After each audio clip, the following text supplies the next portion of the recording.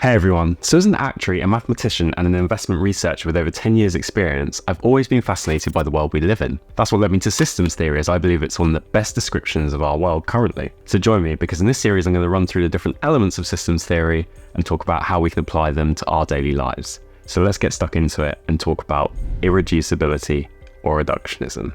Let's go. So reductionism is very seductive, and it's essentially the belief that if we break down something complicated into its constituent parts, we can understand the whole system. And interestingly, our whole academic system seems to be kind of built on this premise. You have different departments studying different parts of the world we live in. So you've got the physics department, the biology department, chemistry department.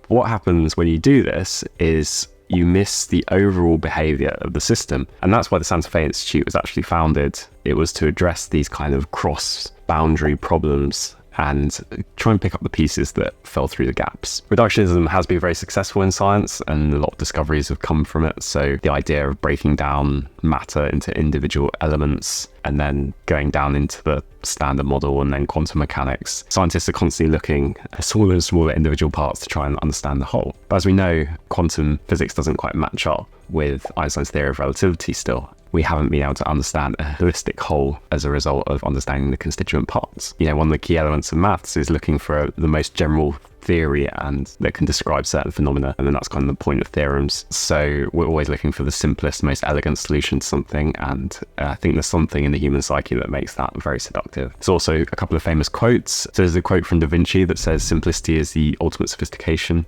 And there's also a quote from Einstein that says you should make things as simple as possible, but no simpler. So it shows the kind of thought pattern that people are going through here. And what we're essentially trying to do here is, through reductionism, we're trying to reduce a complex system to its absolutely core parts that still make it. Problem is, in the real world, this line is quite blurred, but we still do it anyway. Here are 3 ways you can think about applying reductionism or irreducibility in your daily lives. So application number 1 is that when you're looking at something in the real world, I think you should assume that there is something missing, or there's something that we're not able to pick up either quantitatively or qualitatively. Famous saying here is the map is not the terrain. So we're constantly using maps to understand the world we live in, but it's obviously not always a perfect descriptor of reality. The opening passage of Mark Carney's book Values, there's a great example of this where they're at a dinner with the Pope, and the Pope is talking about how the world has increasingly focused on distilling things and has turned wine into grappa. So he's basically saying that we need to turn back that reductionism and think more about the wine, i.e. the holistic whole. And I thought that was a great way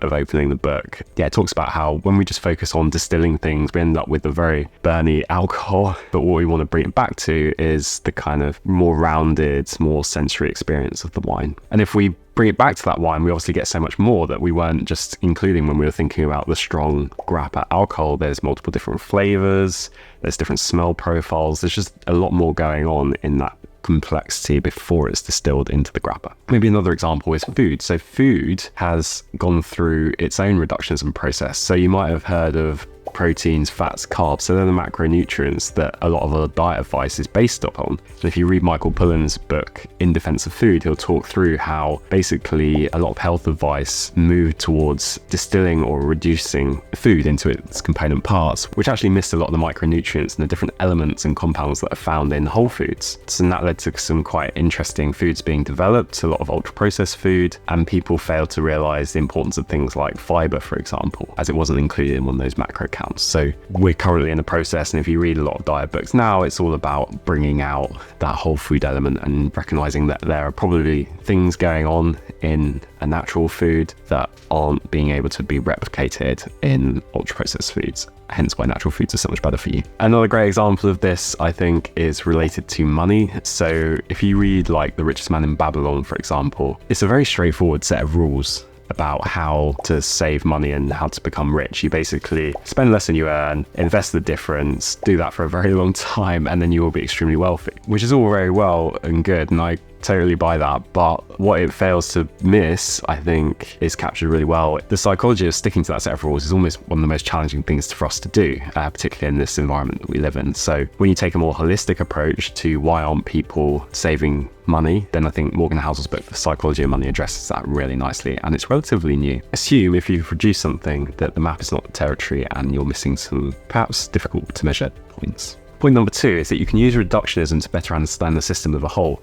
but make sure you use multiple models when you're doing that reductionism. So don't just reduce to one single set of metrics. Maybe use a different way of looking at things. Think about multiple lenses looking at a problem, and each lens highlights a different part of that problem, so that overall you end up with a better picture of the system as a whole. So there's a brilliant Sufi tale about this, and it concerns 3 blind men encountering an elephant. And the first blind man grabs the ear and is like, oh, this elephant is completely flat and round. And the second blind man grabs its trunk and says, no, it's long and thin like a pipe. And then the third blind man grabs the trunk and says, no, it's firm and tall like a pillar. So it just highlights that if you're only focusing on one part of the elephant's whole, then you're going to come out with a very different picture. So it's really important when you're reducing, so in this case, reducing to different body parts, you need to take into account the different angles. And if these 3 blind men spoke to each other, they would realize that they're all missing bits of the picture. And so to understand the holistic whole, they've reduced too far, basically. They've reduced to individual body parts, which definitely doesn't add up to the overall elephant. Thinking about this as it relates to hedge funds and investing, so in my past, I always remember that hedge fund risk reports actually use multiple lenses to look at the hedge fund's overall performance. So we didn't just use VAR, because we all know the problems with VAR measures. We used scenario analysis to kind of look into those tails of the distributions of risk. We didn't just split the portfolio by asset class, we split it by geography. We broke down individual asset classes into individual securities. So we understood some of the idiosyncratic risk, and that's a way of getting a holistic picture of the risk of the fund. I think it's almost impossible to completely understand financial risks you're taking when investing in a hedge fund, and the way to do it is just to have as many angles as possible on the problem. And the other thing that's really important, which is you use qualitative judgments as well, because qualitative judgments can pick up on things that metrics can't, and that's the value of qualitative investing or discretionary investing. So point number 3 is that if you want to find the point of irreducibility, a method you can use is an iteration method, which is keep deleting elements of the system